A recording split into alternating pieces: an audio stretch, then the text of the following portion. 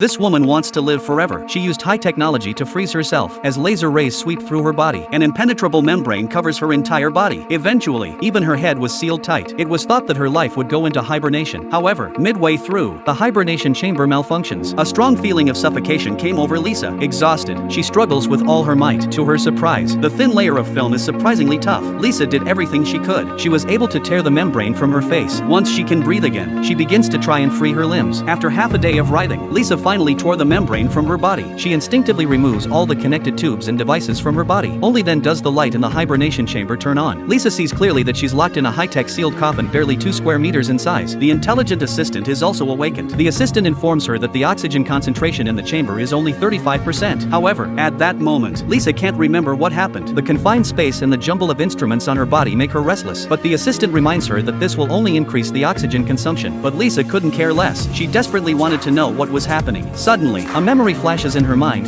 She was pushed into the hospital. If she's here because she's sick, there must have been medical staff outside the silo watching over her. So, Lisa shouts desperately, trying to tell those outside that she has woken up. But as the oxygen level continues to drop, she still doesn't get any response. All she could do was force herself to calm down and look for another way out. Lisa began to try to communicate with the intelligent assistant, and what she wanted to know most urgently is who she really is. But the assistant answers that she is identified as number 267 and used a hologram to show Lisa what she looked like. But that still didn't help her remember anything. But she suddenly realized maybe the assistant could just open the hatch. So Lisa immediately commanded the dormant program to unlock it, and the program gave her feedback that it was activating. But the next second, the intelligent assistant asked her to enter a code. This method doesn't work. Lisa then thinks of having the assistant call for help. This time, she finally saw the light. The call was quickly answered.